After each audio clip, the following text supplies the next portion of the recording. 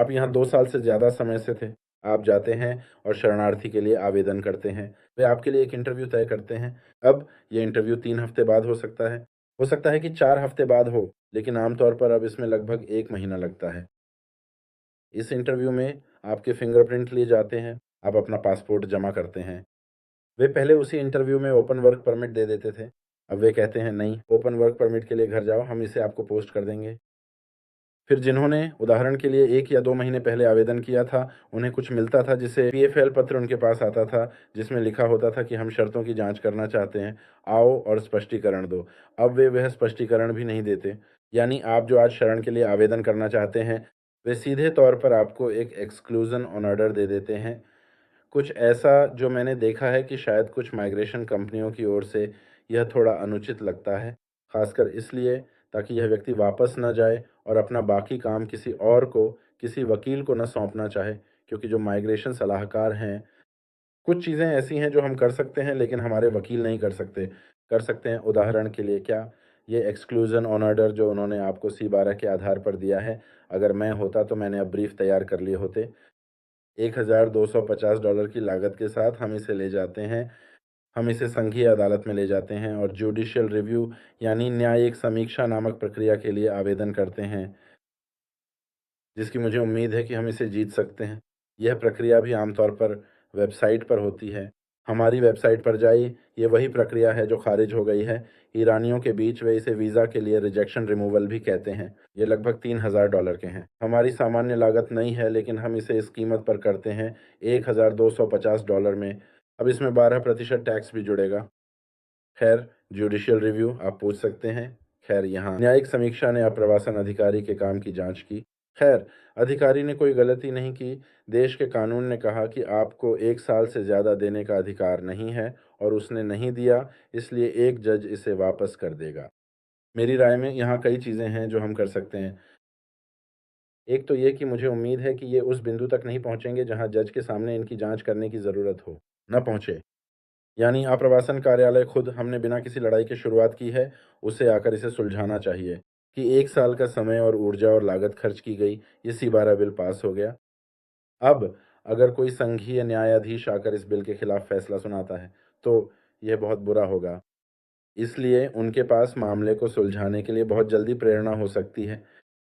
इसके अलावा खैर, अब मेरी राय में जिस तरह से मैं इसकी व्याख्या करता हूँ, ये एक प्रशासनिक परिवर्तन लाए हैं।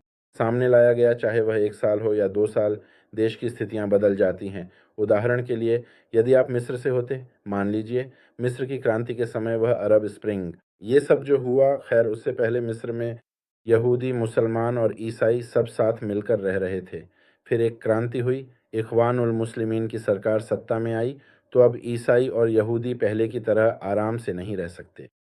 तो मिस्र के हालात बदल गए हैं। मान लीजिए 5 साल कनाडा में रहने के बाद उसे कैसे पता होता कि भविष्य में क्या होने वाला है। तो अब हमने एक दलील तैयार की है, एक ऐसी परत जिस पर हमने काफ़ी समय लगाया है। ये पहला रास्ता है जिसे हम अपना सकते हैं। हमारे शरणार्थी मामले में C12 की समस्या के बाद दूसरा काम हम क्या कर सकते हैं? शरणार्थी आवेदन के साथ-साथ मैंने कहा कि मानवीय आधार पर भी आवेदन किया जा सकता है। तो शुरू से ही मानवीय आधार पर क्यों न करें? कई कारणों से। एक तो यह कि फ़िलहाल मानवीय आधार पर 10 साल लग रहे हैं, शायद इतना समय लगे या शायद कम। इमिग्रेशन विभाग के समय पर मेरा कोई भरोसा नहीं है, यानी एक समय था। जैसे 4 साल पहले जब हम शरणार्थी आवेदन करते थे, शरणार्थी का दर्जा मिलने के बाद पीआर कार्ड जारी होने में 30 महीने लग जाते थे। फिर उन्होंने वेबसाइट पर समय बदल दिया, 99 महीने, 103 महीने, यानी 10 साल तक पहुंच गया। लोग घबरा गए और परेशान हो गए। शायद 15-20 लोग जिनका हमारे साथ शरणार्थी आवेदन चल रहा था, उन्होंने आकर रद्द कर दिया। अगर पीआर में 10 साल लगेंगे तो हमें ये नहीं चाहिए, हम किसी और देश चले जाएंगे, लेकिन फिर ये बदल गया। 2 हफ्ते बाद उन्होंने समय ये 103 महीने से घटाकर 17 महीने कर दिया, यानी पहले के 2.5 साल या 30 महीने से भी कम। तो एक तो यह बात है और दूसरी यह कि मानवीय आधार पर आपको देश में रहने की अनुमति नहीं मिलती। खैर, मानवीय आधार पर रहने की अनुमति नहीं मिलती, लेकिन शरणार्थी आवेदन, जब आपको एक्सक्लूज़न ऑर्डर मिलता है, जो असल में देश से निकालने का आदेश है, वह आदेश लागू नहीं होता। फिलहाल क्यों? क्योंकि ईरान उन 16 देशों में है जिन्हें एडीआर कहा जाता है। उन्होंने इसे स्थगित कर दिया है, यानी आपका निर्वासन आदेश एक स्थगित निर्वासन आदेश बन जाता है। क्षेत्र के 16 देश ऐसे हैं जहां मानवाधिकारों की स्थिति या युद्ध के कारण हालात इतने खराब हैं कि वहां के लोगों के लिए आधिकारिक निर्वासन आदेश होने पर भी कन्नडाकामम कनाडा मानवाधिकारों को महत्व देता है, इसलिए हम आपको वापस उन क्षेत्रों में नहीं भेजेंगे। वे क्षेत्र जो बहुत खराब हैं, लीबिया, दक्षिण सूडान, सूडान यानी देश का उत्तरी हिस्सा, गाजा पट्टी, ईरान, इज़राइल, यूक्रेन, ये सब शामिल हैं और ईरान भी उनमें से एक है। तो अगला सवाल यह उठता है कि हमने शरणार्थी आवेदन किया है, उन्होंने निर्वासन आदेश दिया है, लेकिन वह आदेश लागू नहीं होता, यानी वह बेअसर नहीं है। आपका वर्क परमिट बना रहता है, अगर किसी के पास स्टडी परमिट है तो वह भी बना रहता है। उन्होंने एक पब्लिक पॉलिसी बनाई है कि जिनके पास नहीं है, वे भी ओपन वर्क परमिट ले सकते हैं। बीमा जहाँ तक मुझे पता है, फ़िलहाल वे जो कागज़ात दे रहे हैं, उसी रिफ्यूजी आइडेंटिफ़िकेशन पर जो वे आपको पहले इंटरव्यू के दिन देते हैं, वह फ़ेडरल इंश्योरेंस IFHP को भी बरकरार रख रहा है। ये फ़ेडरल इंश्योरेंस है जिसका कवरेज प्रांतीय बीमा से कहीं ज़्यादा है। उदाहरण के लिए ओंटारियो का ओहिप या BC का AMSP ये उनसे बेहतर है क्योंकि ये $2000 तक का डेंटल भी कवर करता है। ये मनोविज्ञान को कवर करता है, मुझे लगता है कि 20 घंटे तक की काउंसलिंग इसमें शामिल है। मेरा एक दोस्त टोरंटो में है, उनका एक साइकोलॉजी क्लिनिक है, वे सेवाएँ देते हैं, यहाँ तक कि ऑनलाइन भी कवर करते हैं, आँखों की जाँच कवर होती है, यहाँ तक कि चश्मे का फ्रेम और लेंस भी कवर होता है। ये बहुत अच्छे कवरेज वाला बीमा है क्योंकि ये फेडरल इंश्योरेंस है और फेडरल सरकार के पास प्रांतीय सरकार से ज़्यादा पैसा होता है। तो एच-एंड-सी PR पाने का एक तरीका है वैसे भी, लेकिन इसमें कितना समय लगेगा ये हमें नहीं पता। दूसरी बात ये है कि अगर आप आज सिर्फ़ एच-एंड-सी के लिए आवेदन करते हैं, तो ये गारंटी नहीं देता कि आप देश में रह पाएँगे। एच-एंड-सी कहता है कि आप फ़ाइल शुरू कर सकते हैं, कोई पाबंदी नहीं है। लेकिन अगर बीच में आपका परमिट या स्टेटस ख़त्म हो जाता है, तो अपने देश वापस जाइए, हम प्रोसेसिंग जारी रखेंगे। जब भी PR कार्ड जारी हो जाए, उसे अपने ईरानी पासपोर्ट में लगाइए और कनाडा आ जाइए। तो एक रास्ता ये हुआ कि हम कोर्ट के ज़रिए देखें कि क्या होता है। शायद यहाँ सफलता की 20 से 30% संभावना हो। ये ऐसी चीज़ें हैं जो पहले नहीं हुई हैं, ये एक नया कानून है। यानी ये 20-30% भी मेरा अपना अंदाज़ा है, मेरे पास कोई दस्तावेज़ी सबूत नहीं है। खैर, ह्यूमैनिटेरियन आधार पर भी किया जा सकता है। लोगों की इसके बारे में जो धारणा है और जो मैं देख रहा हूँ, उसमें एक बड़ा अंतर है। बहुत से लोग यहाँ आए थे, यहाँ तक कि C12 से पहले भी, और कह रहे थे कि ह्यूमैनिटेरियन से PR मिल जाता है। हमारी दिलचस्पी ह्यूमैनिटेरियन में ज़्यादा है, क्योंकि इसमें हमें अपना ईरानी पासपोर्ट जमा नहीं करना पड़ता। मैं ईरान भी जा सकता हूँ, वह मेरा देश है, वतन है और बाकी सब। ह्यूमैनिटेरियन में एक महत्वपूर्ण कारक ये है कि आप दिखाएँ कि ईरान लौटने की स्थिति में आपको किसी अजीबो-गरीब कठिनाई का सामना करना पड़ेगा। इसलिए जिसने ह्यूमैनिटेरियन के ज़रिए PR लिया है, वह ऐसा नहीं कर सकता कि साल में 2 महीने गर्मियों की छुट्टियाँ बिताने वहाँ चला जाए। वे पूछेंगे कि आपको कैसी कठिनाई थी कि आप वहाँ 2 महीने रहकर आए?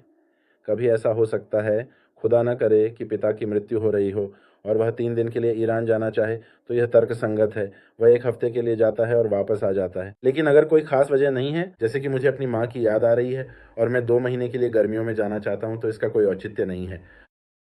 तीसरी चीज़ जो की जा सकती है, जिसके बारे में आपने निश्चित रूप से सुना होगा, लोग प्रा के बारे में पूछते हैं। आज संयोग से एक दिलचस्प बदलाव आया जो कम से कम मेरे लिए दिलचस्प था। एक क्लाइंट था जो कल गया था और उसे एक्सक्लूज़न ऑर्डर मिला था, वह आज हमारे पास आया। उसे एक नया कागज़ दिया गया है जिसमें प्रा के बारे में बहुत विस्तार से जानकारी दी गई है। वहाँ उन्होंने उसे बताया कि हमें पता है कि ईरान ADR का हिस्सा है, क्योंकि आम धारणा यही है। जब कोई एक नज़र में देखना चाहता है और कनाडा के कानून को जानता है, तो वह कहता है कि क्या PRRA ईरानियों पर लागू नहीं होता? वह पूछता है क्यों? वह कहता है क्योंकि PRRA का मतलब है प्री रिमूवल रिस्क असेसमेंट, यानी किसी को निकालने से पहले।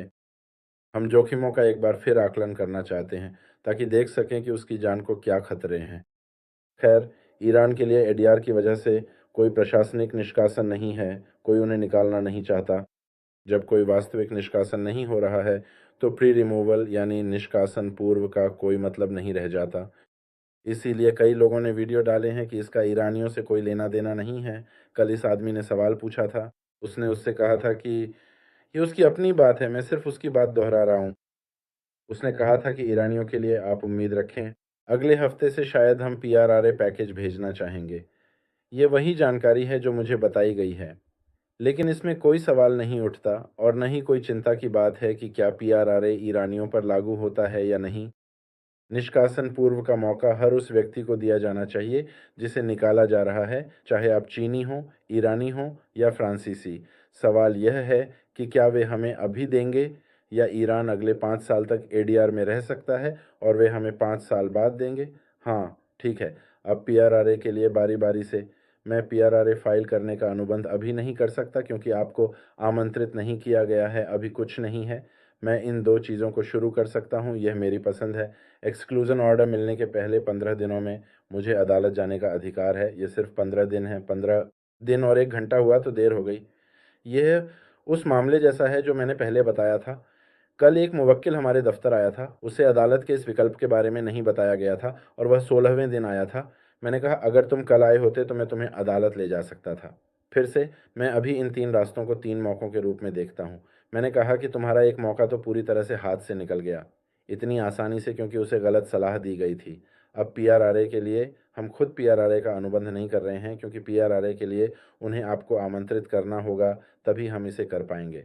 हालाँकि हमने पीआरआरए के लिए $1000 का अग्रिम भुगतान अनुबंध बनाया है। इसलिए आपके शरण मामले के आधार पर हम पीआरआरए फाइलें तैयार करना शुरू कर देंगे ताकि अगर वे कहें तो हम तैयार रहें। अब मैं आपको बताता हूँ दूसरे दफ्तरों के मुवक्किलों के लिए जिनका शरण मामला किसी और ने किया है और वे हमारे पास आते हैं तो प्रति व्यक्ति खर्च $5600 है। हमारे अपने मुवक्किलों के लिए यह $2900 है। यह $1000 भी इसी का हिस्सा है, तो असल में सिर्फ $1900 बचते हैं। मैं कुछ घंटों का काम पहले ही कर लेना चाहता हूँ ताकि जैसे ही वे इसे मांगें मैं भेज सकूँ। इसलिए नहीं कि मैंने अग्रिम भुगतान लिया है या अपनी सेवाएं पहले ही बेच दी हैं, बल्कि इसलिए क्योंकि पीआरआरए पैकेज मिलने के बाद आपके पास जवाब देने के लिए केवल 15 दिन होते हैं। मेरे पास अभी लगभग 600 मुवक्किल हैं जो 1 साल से अधिक समय से हैं, यानी C12 और ये सब उनमें शामिल हैं। दूसरे दफ्तरों से भी लोग यहाँ आ रहे हैं, यानी शायद 1000 या 1200 लोग हो सकते हैं और मैं 15 दिनों में 1200 फाइलें कैसे जमा करूँगा? हम चाहते हैं कि जितना हो सके उसका कुछ हिस्सा पहले ही कर लें। ये 3 चीज़ें हैं जो कि जा सकती हैं। यह एक अग्रिम भुगतान है जिससे हम दस्तावेज़ तैयार करते हैं, लेकिन कानूनी काम तब तक आगे नहीं बढ़ता जब तक वे आमंत्रित न करें। जैसा कि आज आए उस सज्जन ने कहा, अगर उस सीमा अधिकारी ने उसे सही बताया है तो शायद अगले हफ्ते से यह प्रक्रिया शुरू हो जाए। 2 चीज़ें जो मैं पूरी तरह शुरू कर सकता हूँ, वह यह है कि मैं आज से आपके लिए शुरू कर सकता हूँ और यह लगभग 1 महीने बाद से, जब आपको यह एक्सक्लूज़न मिला। अगर नहीं दिया है, तो वे इसे ज़रूर देंगे। यहाँ मैं अकेला जाता हूँ, इसमें कुछ नहीं है। ये ऐसा सवाल नहीं है जिस पर वे कोई नतीजा निकालना चाहें।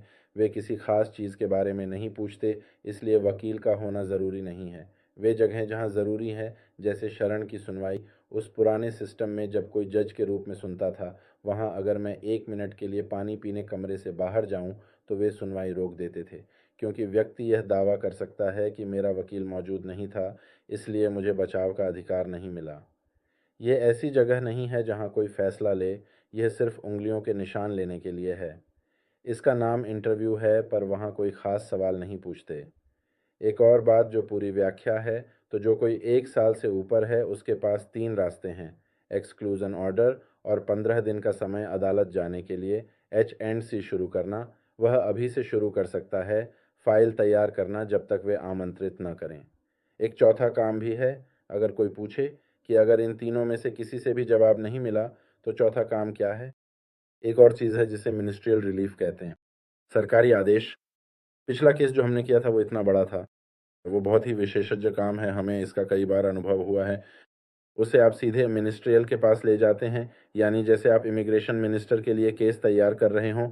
आप कहते हैं कि कनाडा का इमिग्रेशन कानून, यहाँ आप मेरे तर्कों और सबूतों के आधार पर इस केस को पेश करते हैं। इस केस की व्यक्तिगत रूप से समीक्षा करें। वो एक और रास्ता है, आखिरी रास्ता जो मेरे दिमाग में आता है, ये 4 चीज़ें।